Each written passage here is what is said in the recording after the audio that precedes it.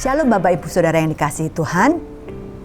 Dalam beberapa hari ini kita memperingati hari kenaikan Yesus ke surga. Satu momen yang sangat berkesan buat murid-murid pada saat itu. Karena mereka harus berpisah dengan guru mereka yang kurang lebih 3 tahun bersama-sama melayani. Tetapi dengan terangkatnya Yesus ke surga, bukan berarti pelayanan yang Tuhan Yesus sudah rintis berhenti begitu saja. Atau mungkin pelayanan yang Tuhan Yesus sudah kerjakan tidak dilanjutkan kembali. Tetapi Tuhan Yesus sudah mempersiapkan murid-murid sedemikian rupa supaya murid-murid ini bisa melanjutkan apa yang Tuhan Yesus sudah kerjakan.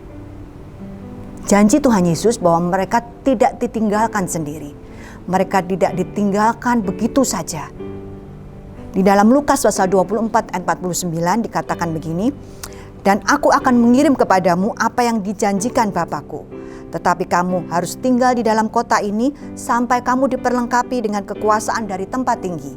Ayat 50, lalu Yesus membawa mereka keluar kota sampai dekat Betania. Di situ ia mengangkat tangannya dan memberkati mereka. Ayat 51, dan ketika ia sedang memberkati mereka, ia berpisah dari mereka dan terangkat ke surga.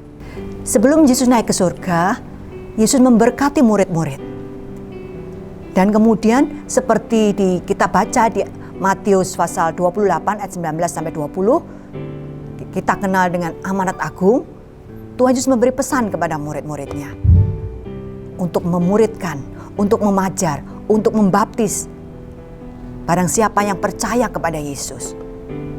Tuhan Yesus mau pelayanan yang sudah dikerjakan dilanjutkan oleh murid-muridnya. Sehingga murid-murid ini bisa dipakai Tuhan luar biasa untuk mengabarkan Injil, untuk mewartakan berita kesukaan tentang kasih Yesus, tentang keselamatan yang Tuhan Yesus berikan. Selama pelayanan murid-murid ini dengan Yesus, murid-murid melihat bagaimana Yesus menyembuhkan orang sakit, bagaimana Yesus menolong banyak orang, bagaimana Yesus meresponi orang-orang yang membenci Yesus. Murid-murid belajar banyak dari Yesus. Murid-murid meneladani bagaimana Yesus hidup. Tetapi untuk memperlengkapi pelayanan mereka selanjutnya yang tidak mudah, Yesus berjanji untuk mengirimkan penolong, mengirimkan penghibur. Dikatakan di ayat 49 tadi, "Aku akan mengirimkan kepadamu apa yang dijanjikan Bapakku." Jadi Tuhan Yesus mau memperlengkapi mereka untuk melakukan tanggung jawab yang sudah diberikan. Tidak mudah memang melakukannya. Terlebih lagi, murid-murid Yesus ini adalah orang-orang yang sederhana. Mungkin kalau kita hadir pada saat itu, kita mungkin akan menyaksikan ya, bagaimana bisa murid-murid ini ditinggalkan Yesus begitu saja? Bagaimana murid-murid ini yang hanya sederhana, orang-orang yang sederhana ini dibiarkan melakukan tanggung jawab seorang diri? Mengapa Yesus pergi? Mengapa Yesus kembali ke surga? Yang pertama, karena Yesus tahu bahwa jika dia tetap berada di dunia, penolong itu yang dijanjikan itu tidak akan datang ke dunia ini. Di dalam Yohanes pasal 16 ayat 13 dikatakan begini, "Tetapi apabila ia datang, yaitu Roh kebenaran, ia akan memimpin kamu ke dalam seluruh kebenaran. Sebab ia tidak akan berkata-kata dari dirinya sendiri, tetapi segala sesuatu yang didengarnya, itulah yang akan dikatakannya.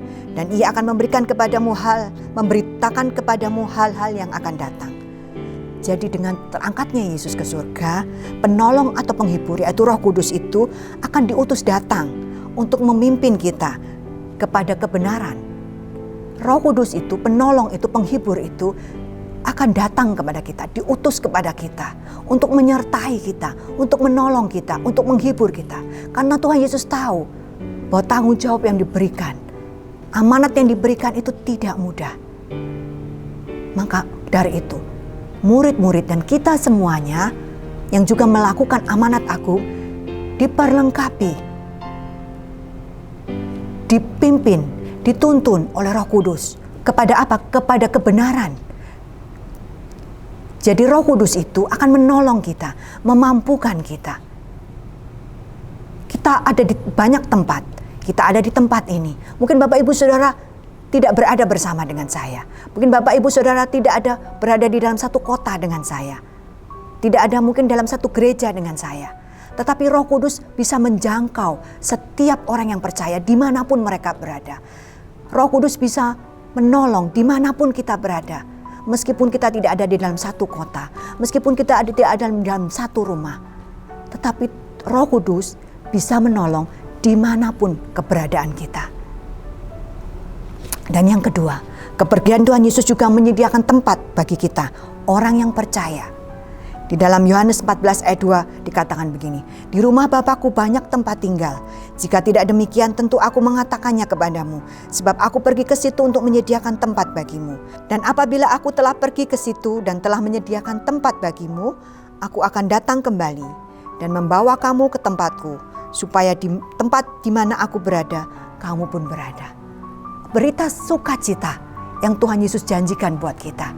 Dia pergi kepada Bapa. Untuk apa? Untuk menyediakan tempat buat kita. Orang-orang yang percaya kepadanya. Satu tempat yang istimewa. Kita tidak selamanya ada di dunia ini. Suatu saat kita akan berkumpul bersama-sama dengan Dia. Dan berita sukacitanya lagi, Dia akan datang kembali untuk membawa kita bersama-sama dengan Dia. Jadi kepergian Tuhan Yesus ke surga juga untuk menyediakan tempat buat kita. Satu hal yang sangat memberikan pengharapan buat kita. Ya. Jadi setelah kita tidak ada di dunia ini lagi, kita tidak mati begitu saja. Kita tidak setelah itu selesai begitu saja. Tapi ada satu kehidupan baru setelah kita tidak ada di dunia ini. Kehidupan baru bersama-sama dengan Dia. Kita bersama-sama dengan Yesus di tempat yang Tuhan Yesus sediakan buat kita. Orang-orang yang percaya kepada Dia. Dan yang ketiga, mengapa Yesus kembali ke surga? Yesus bukan berasal dari dunia ini. Dia kembali kepada Bapa dan akan datang kembali. Tidak lama lagi untuk menjemput kita, orang-orang yang percaya. Di dalam Yohanes 8 ayat 23 dikatakan begini. Lalu Ia berkata kepada mereka, kamu berasal dari bawah, aku dari atas. Kamu dari dunia ini, aku bukan dari dunia ini. Dan dalam Yohanes 3 ayat 13 dikatakan begini. Sebab hanya aku, Mesias, yang telah datang ke dunia dan akan kembali ke surga. Di dalam terjemahan firman Allah yang hidup. Aku telah datang ke dunia. Aku Mesias telah datang ke dunia dan aku akan kembali ke surga. Jadi juru selamat yang kita percayai, juru selamat yang sudah berkorban buat kita, juru selamat yang sudah datang ke dunia, itu berasal dari surga. Dan Dia kembali ke surga. Dan suatu saat Dia akan menjemput kita untuk membawa kita semua kembali bersama-sama dengan Dia. Pengharapan yang luar biasa. Mungkin kita saat ini di dunia, kita ada dalam keadaan susah, kita ada dalam keadaan pergumulan-pergumulan yang tidak henti-hentinya. Tetapi kita punya pengharapan yang luar biasa. Kita punya juru selamat yang luar biasa. Dia memberi kekuatan kepada kita. Dia menghiburkan kita melalui Roh Kudus-Nya. Dia menolong kita melalui Roh Kudus. Dia menyertai kita dimanapun kita ada. Apapun yang kita hadapi, Dia penolong kita. Dia beserta dengan kita. Roh Kudus bersama-sama dengan kita. Dan pengharapan berikutnya, Dia berjanji. Apapun yang kita hadapi, Dia tidak meninggalkan kita seorang diri. Ada tugas berat mungkin yang diberi buat kita. Ada tanggung jawab yang diberi buat kita.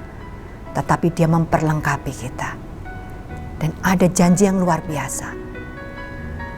Dia akan membawa kita bersama-sama dengan Dia di tempat yang Tuhan sudah sediakan. Jadi Bapak Ibu Saudara, hari ini kita menghadapi bermacam-macam kesulitan hidup. Kita menghadapi berbagai macam pergumulan hidup. Tetapi jangan putus asa, jangan hilang pengharapan. Jangan kemudian kita meninggalkan Tuhan karena kesulitan yang kita hadapi. Mungkin kita seorang diri yang percaya Yesus di tengah komunitas yang tidak percaya Yesus. Mungkin hari-hari ini kita ragu dengan berbagai macam masalah yang kita hadapi. Kita mulai meragukan Tuhan. Kita mulai meragukan penyertaan Tuhan. Kita mulai meragukan pertolongan Tuhan. Tetapi kita tidak sendiri. Ada Roh Kudus yang beserta dengan kita. Kita tidak sendiri menghadapi pergumulan. Suatu saat segala sesuatunya akan berakhir dan kita akan bersama-sama dengan Tuhan di tempat yang Tuhan sediakan. Ada kekuatan yang Dia beri, ada penghiburan yang Dia beri, dan itu sukacita yang Dia berikan. Tuhan Yesus memang sudah terangkat ke surga. Dia sudah kembali ke surga di tempat di mana Dia berasal. Tetapi Dia tidak meninggalkan kita sendiri. Firman Tuhan menjanjikan hal yang luar biasa. Penyertaannya sempurna, pertolongannya sempurna. Meskipun kita di tengah-tengah komunitas yang mungkin tidak percaya Tuhan, mungkin hanya kita sendiri yang percaya Yesus, jangan putus asa. Dia memberi kekuatan kepada kita. Dia memperlengkapi kita untuk mengerjakan amanat agung yang Tuhan beri buat kita. Mari kita terus maju di dalam Tuhan. Mari kita terus kuat di dalam Tuhan. Mari kita terus mengerjakan amanat agung. Karena segala jerih lelah yang kita kerjakan saat ini ada upahnya. Jerih lelah yang kita hadapi saat ini ada batas waktunya. Tuhan bersama dengan kita, memampukan kita, menolong kita. Tuhan Yesus memberkati.